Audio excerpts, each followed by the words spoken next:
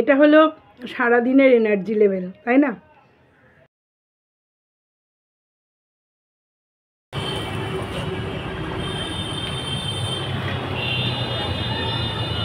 সুপ্রভাত বন্ধুরা, সবাই কেমন আছো? আশা করি ভালো আছো। আমরাও কিন্তু খুব ভালো আছি। তো আজকে তো রবিবার, আর এখন বাজে সকাল 7:30।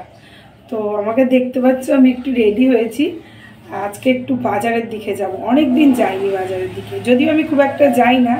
তো আজকে একটু ইচ্ছে হলো যে একটু বাজারের দিকে যাব। তো তার জন্য বেরাচ্ছি। এখনো কিন্তু চাও খাওয়া হয়নি। তো চলো বাজার থেকে ঘুরে আসি, এসে তারপরে কথা হচ্ছে। আর দেখি বাজার থেকে কী কী নেওয়া যায়। আর ইনি এখনও ঘুম ভাঙেনি যদিও। তো চলো বাজারের দিকে যাই। বন্ধুরা, আজকে এত কুয়াশা, তোমরা দেখতে পাচ্ছ বাইরেটা অনেক দূর অবধি কিন্তু অন্ধকারই দেখা যাচ্ছে।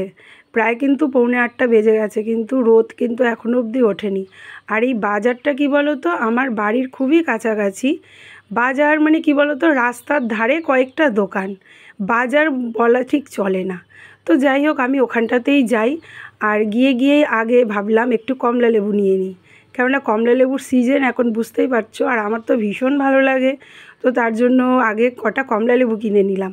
নিয়ে এই যে চলে এসেছি মাছের দোকানে আর কি। এখানে মাছ ছিল অনেক রকমের, বাট সব কিছু পছন্দ হয়নি যদিও। তো একটা মাছ নিয়েছি, এটা কি ভাঙর পার্শে বললো। আর মাছটা কিন্তু একদম টাটকা ছিল। তো যাই হোক, বাজার করে এবার বাড়ি চলে এসেছি দেখো। আর সাথে নিয়েছি খয়রা মাছ, ইলিশ মাছের মতো দেখতে। যাই হোক, ইলিশ মাছের স্বাদটা পাওয়া যাবে। আর কালকে কিন্তু আমার চিকেনটা কেনাই ছিল, জানো আজকে সানডে, আমার ছেলে মেয়ে তো চিকেন ছাড়া চলবেই না। আর আমারও একটু আবার মাছ খেতে ইচ্ছা হলো। তো যাই হোক, সব কিনে নিয়ে এসে ভালো করে ধোয়াধুয়ি করে নিলাম। আর এই যে লেবুগুলোকে সুন্দর করে গুছিয়ে রাখছি। লেবু জানো তো 10 টাকা পিস নিল, তো 10টা লেবু নিয়ে নিলাম। এই যে মোটামুটি আমার সব কিছু রেডি করা কিন্তু। তো এই যে চা করে নিয়েছি। চা না খাওয়া অবধি না শান্তি হচ্ছে না। সকাল থেকে আজকে জানোই তো চা খেতে টাইমই পাইনি। চা খেয়ে নিয়ে তারপরে টিফিনটা বানাবো, তারপরে তো রান্নাবান্না করবোই।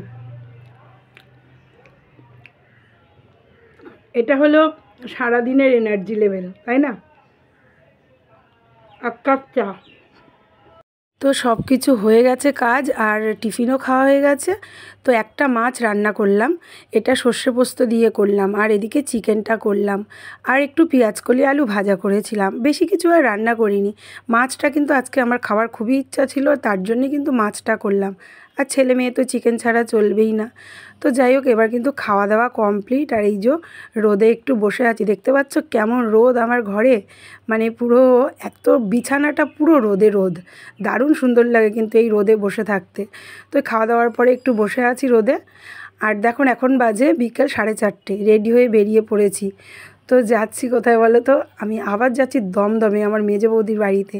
হঠাৎই ইচ্ছে হলো, আর এই যে কাকিমা এসছে। তো ভাবলাম যে চলো তিনজনে একটু ঘুরেই আসি। পাপাও একটু বায়না করছিল, তো ভাবলাম যাক, গিয়ে রবিবার আছে, তো চলো একটু ঘুরে আসাই যাক। আর রবিবারটা জানোই তো, একটু ঘুরতে কিন্তু বেশ ভালো লাগে। আর এই তোমাদেরকে তো আমি সবসময় বলছি, ঠান্ডাতে আমি দেখতেই পাচ্ছ এদিক ওদিক সমানে ঘুরতে চলে যাচ্ছি। তো যাই হোক, এটা বালিঘাট স্টেশনে চলে এসেছি। লিফটের মধ্যেও একটু ভিডিও নিয়ে নিলাম, তোমরা আবার কেউ কিছু মাইন্ড করো না জানো।